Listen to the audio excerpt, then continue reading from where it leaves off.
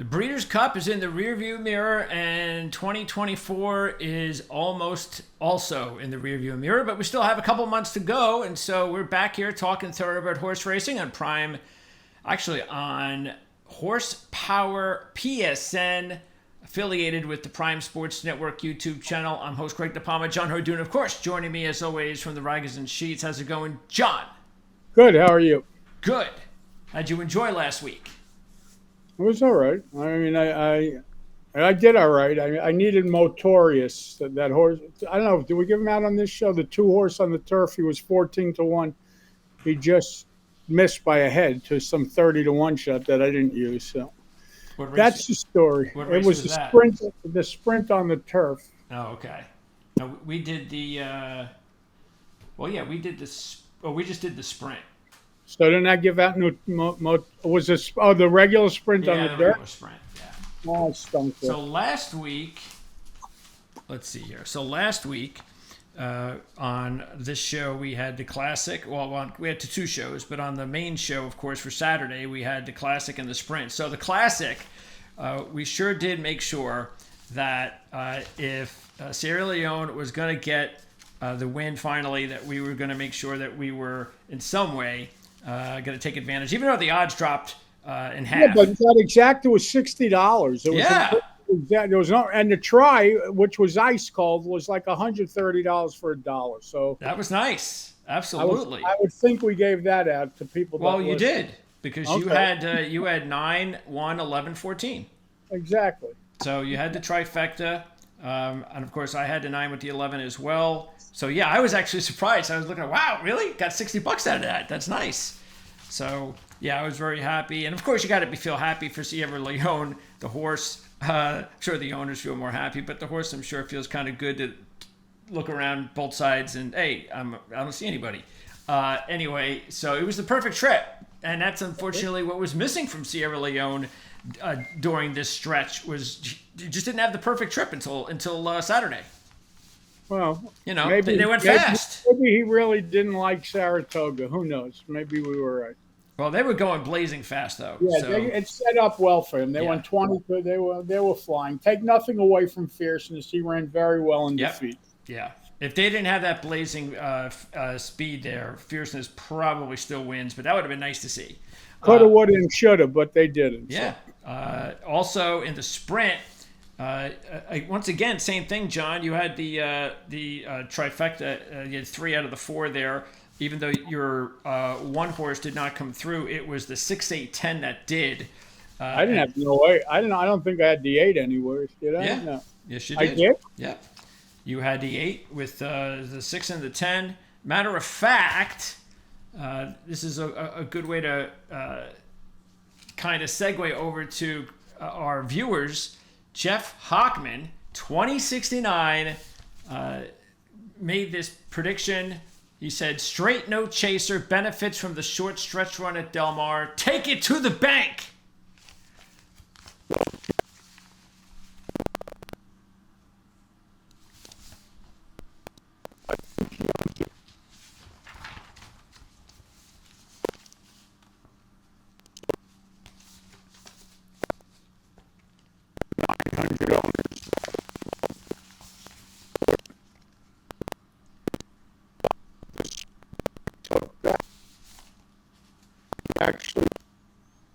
Yeah, matter of fact, again, that was the horse that actually had run 2 5s in his previous 3 races.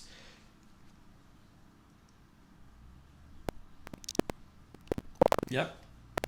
All right, so that was... Oh, and to continue with our viewer comments and questions and so forth, which, again, we let you know. Leave it right there in the comment section of this video, and especially if you have any questions. Anthony Ciavitella, 8279, said, great show. By the way, Jeff Hockman also said, thanks, Greg. Great work on these videos. You demand. So I always have to, anybody who says I'm demand, I have to kind of toot my own horn there. At Burke 537, nice job as always, Greg. Good luck, John. Missed the stories and backside info from Chad. I made a future bet on Chad winning the Derby. I don't know how that happened, but I guess Chad's got a horse already entered in the Derby. Veloso! Hey, we talked up Veloso, so we definitely like that race. Absolutely. RG from Patreon. I love your content. Now, this is important. This is an important message for two reasons, or an important question as well. I hope you guys come back better than ever.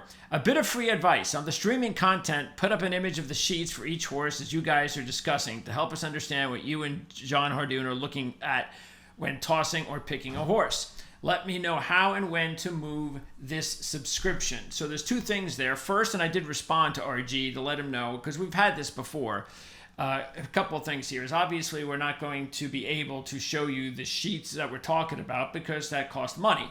So if you want to purchase those, I always put a link in the description of every video on YouTube of where to go and where to purchase. Oh wait, I gotta see. Let me see. Oh, there you go. Yeah. Every number is a race in the horse's life. So again, we'll have a link in the description if you want to purchase the sheets that we talk about, or if you just want to purchase sheets on your own for the, because especially if the best value is to purchase the entire card. So today we're going to talk Aqueduct. So if you wanted to purchase the sheets for Aqueduct on Saturday, you'll be able to get the races we're going to talk about, because we're going to handicap two races. And then we're also going to give a couple of bonus picks on Patreon. Now, this is important. Before we get started, the last part, let me know how and when to move this subscription. We talked about last week. We are going to be moving all of our content for free over to YouTube. And that even is today. This show, everything's out on YouTube, except for the month of November, we're still going to have bonus picks for Patreon. That's because there are people who have already bought subscriptions. And so we're giving you the whole month of Patreon, one more month. So it's up to you, because we'll still once in a while have bonus information on Patreon. If you want to still become a Patreon member, and I'm not telling you to leave, we're not closing the account. But just so you know, it's not going to be where it's, we're going to have 10 minutes or 15 minutes of extra content on Patreon, and none of that stuff is going to be the case anymore. But what will happen, like today, we're going to have a couple of extra picks, and then we're just going to let you know what that's going to be. So it still has value. But that's December. So again, if you want to cut it out at Patreon and just move over to YouTube, you've got all the way through the month of November. So if that's the case, do not order a subscription at Patreon in November or moving forward. Okay, so yes, absolutely. Thank you, John. Hit subscribe, because the whole idea of why we're doing this on YouTube is we're going to push that subscription base back up as fast as possible. We want to get to 1,000. That's our goal. So get us to 1,000, and the quicker we can get to 1,000, the quicker we can offer everybody out there even some more goodies. So we really appreciate that. Okay. And by the way, there's the little subscribe thing there. All right. So anyway, so what we're going to do here today is we're going to preview and give picks for two races at Aqueduct on YouTube. That's going to be races 8 and 9 on Saturday. It's a stakes race, the 8th race, a 6 furlong race, and then we're going to go to the 9th race, the Grade 2 Red Smith Stakes. Then, like I said, we'll have two bonus picks only on Patreon for races 5 and 6. So that's coming up after we first talk about races 8 and 9 at Aqueduct. Let's get it started, John.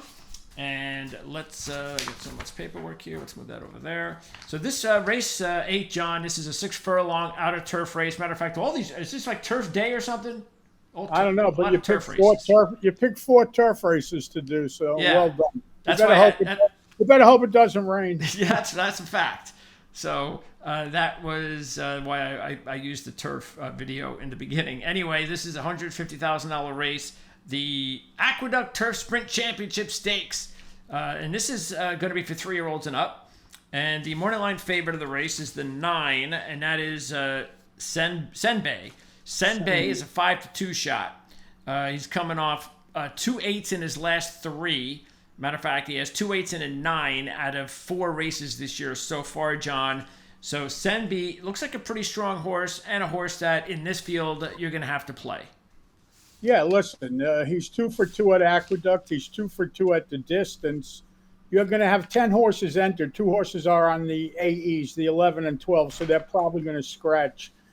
The problem is the rest of the field basically runs between a 10 and a 12. So you have the favorite that's a little faster.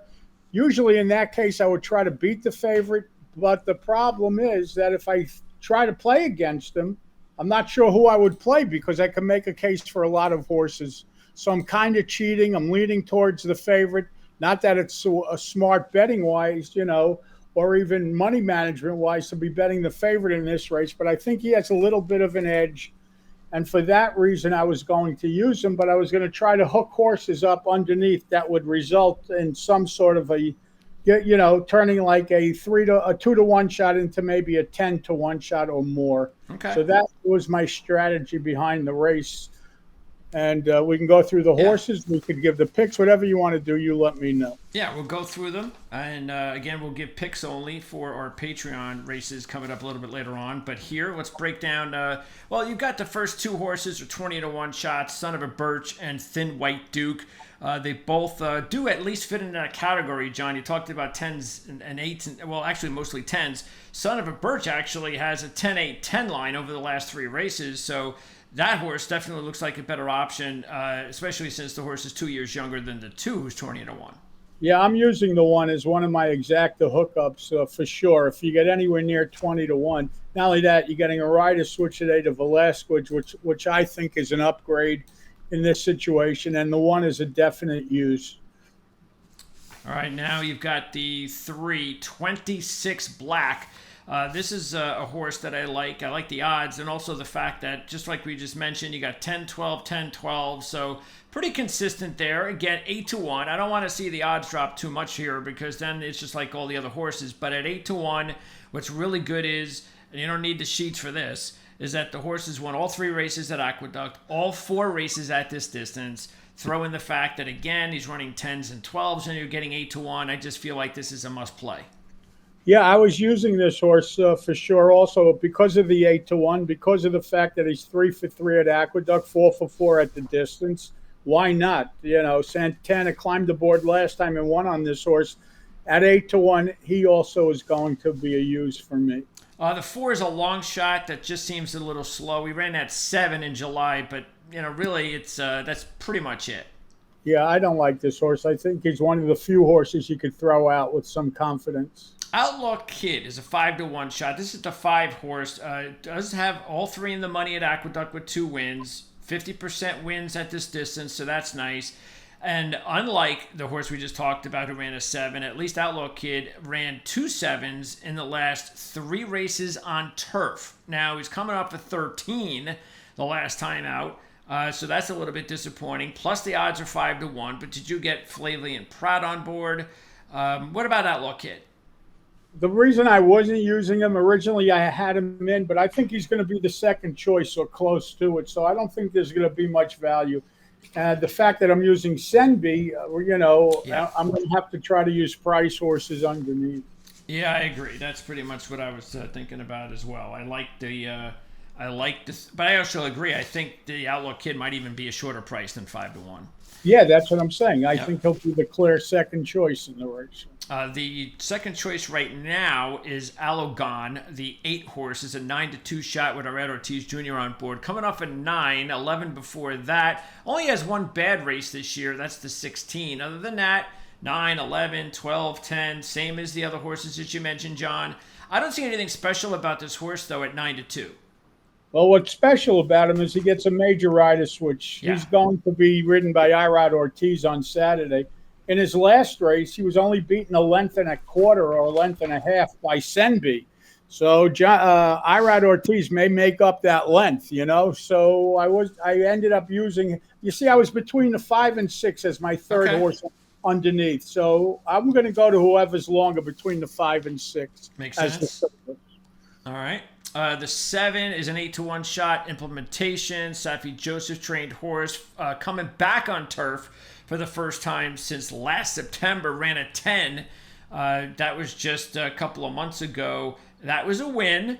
So, this is just one of those deals, though, that if the horse wins, you're like, okay, I guess I could see that. Look, he had a 10. It was back on turf. He won. But, I mean, it's a guessing game, isn't it? Yeah, I mean, he's got a lot of, there's a lot of horses in this race that can run at 10 or 11. He's one of them. And I don't think he's going to offer much value. But again, he has a chance. Yep. The 8 is Groom's All Business. And this is a 6-1 shot. Once again, I just don't look. The 9s are nice before the 12s. You got 3 9s in 4 races, but unfortunately, the last 2 races have been 12s, and you're only getting 6-1. I don't want this horse. No. Now here is Senbei. We already talked about Senbei. The 9, the 10 is Shefflin, the last horse in the field at 8-1. And Shefflin, Jose Ortiz on board for the first time, so that's a plus. But this horse has not been on turf since his first race when he ran a 15. You can't bet him. No. I mean, based on what would you bet him? No, there's a lot of other options here. Better than Shefflin. All right, John. So you're going to go, first of all, with 9 on top, Senbei? Yeah, 9 over the 136. Senbei over Son of a Birch, the 1, 26 Black, the 3, and Alagon, number 6 would be the third horse I would use. 9 over 136. If there's room, turn them around a little bit, but press the 9 on top. Okay, and I'm just going to go ahead with 9 over 1 and 3. So I'm going to go 9 over 1, 3, and hopefully I can get those 8-1 odds on the 326 Black. Okay, so that is it for race number 8. Again, John, you are 9 over 136. I am 9 over 1, 3. Let's now move on to that 9th race. So you got the double here to double action if you want to go ahead and do that. So that might be an option depending on who we like here, with Senbei being a top choice. So this is the mile and a 3/8 race, the Grade 2. This is the top race actually of the weekend, the Grade 2 Red Smith, and this is a $300,000 race for 3-year-olds and up. And the morning line favorites are the 2 and the 8. You got Integration, a 2-1 shot. And the 8 is Masterpiece, just behind the number 2 at 5-2. Masterpiece is actually the defending champ of the race. Won this race last November, running at 11. But since then, I mean, he came right back after that. His next race ran an 8. But we haven't seen any single digits since then. And this is an 8-year-old. Meanwhile, John, Integration, the current morning line favorite at 2-1. You get Pratt on board, so that's a big upgrade. 1-for-1 at Aqueduct, ran a 7 in January. Actually, that's 7 last November, then a 7 in January, and then after that, the horse has run a couple of single-digit numbers, so I can see why the Integration is the morning line favorite. Yeah, well, first of all, I certainly don't want to bet Masterpiece at 5-2 in this field. I mean, he's no better than most of the other horses, to be honest with you. Not only that, he's now 8 years old and may have lost a step. So I'm in no rush to bet Masterpiece. However, if you're king a price horse, which I plan on doing so, then you could use a lot of horses. But I would not be betting Masterpiece as the favorite in this spot. All right, let's go ahead and go through the field. The 1 is a long shot, Curbstone with Velasquez on board. Question here, he ran that 2-mile race, and I saw that wasn't on the sheets. Why wasn't it on the sheet? I don't know. I didn't see it on mine. I couldn't find it. The only one I had on there was they had the races, but the 2 races before that. I don't know if you noticed that. Oh, it was at Fairhill. So Fairhill is not a racetrack. It is a racetrack, but the jockeys carry 150 pounds. It's kind of like steeplechase races without the steeplechase. Okay. So I don't think they're going to make a number on a 2-mile race in a racetrack that only has one day a year that they run, to be honest with you. So interesting. Yeah, I mean, look, the horse carried in his last race 144 pounds. Okay. When he went 2 miles up and down hills. It's kind of like Kentucky Downs, but it's a lot worse. All right. So let's talk about the other contenders. But by the way, Integration we didn't really get into. So the 2 horse, that's the morning line favorite. And by the way, Pratt's on board for the first time. That's the other thing. That's a really big, upgrade for integration. So. So he's a little bit negative on the sheets. He did have a 7 last year and never came back to it. Well, he ran it first out this year, but whereas we should have seen that number by now, and we have. So that's a little bit of a concern. But you're right. The rider switch is a pretty big rider switch, especially in these marathon distances where Pratt really just has a good feel for these races. The horse is okay, but he's going to be the favorite. All right, now you've got 2 10-1 shots, the 3 and the 4, Pioneering Spirit and City Man. Neither one of these horses, they didn't run any single digits this year. Matter of fact, nothing from Pioneer Spirit I can see, at least recently. City Man, though, early last year, ran 3/8, but we haven't seen a single digit since last August. And he's now 7 years old, so I don't think you're going to see another single digit from him probably for the rest of his career. As far as Pioneer the Spirit's concerned, he's a little interesting. Dutro claimed this horse. He dipped in for 62.5 and claimed him last time out, and he's running him in this spot. So obviously they had this race in mind. But the bad news for the horse is that he was claimed away from Linda Rice. Not many. Dutro's great, but not many people improve off of Rice. The horse is 1-for-1 at the distance, but I don't see him running better than a 10 or 12, and that puts him in the ballpark with other horses in the race. The good news is he is 10-1. Yeah, and also doesn't seem to like Aqueduct. He's overrated at Aqueduct. That's a good point. Okay, now you've got a 5-1 shot, limited liability. That's the 5, coming off a wire-to-wire win last time out at Kentucky Downs, running at 10. But I just don't see any reason to take a horse this short that looks like this. No, he's a toss for me. Yeah, especially this horse. There's nothing at this distance, nothing at Aqueduct, so forget it. Nothing anywhere. The 6 is a Damo. This is an 8-1 shot, and I don't think this horse will be 8-1.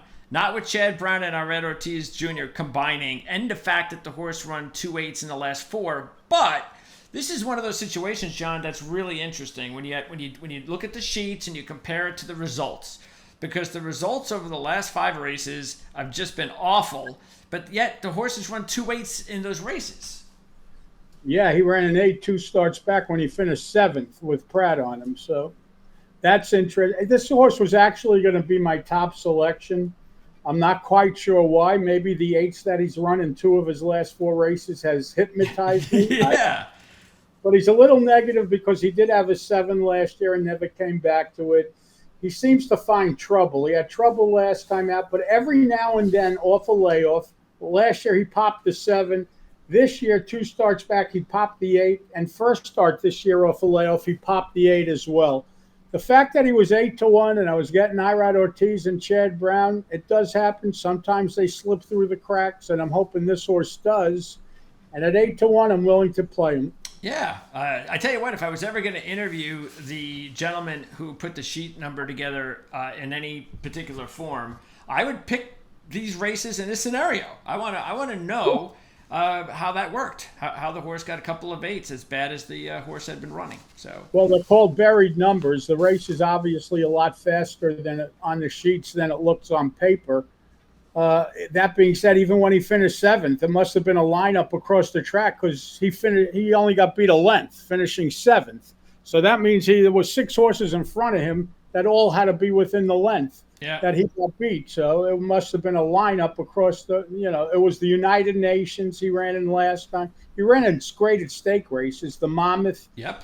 So a lot of big races. Yep. Yes, for sure. All right, next up we have Daunt, a 20-1 shot that just looks a little slow. Yeah, he's another one that's getting older, and he's got an 11 and 10 this year, better than he did last year for the most part, but I don't want this horse.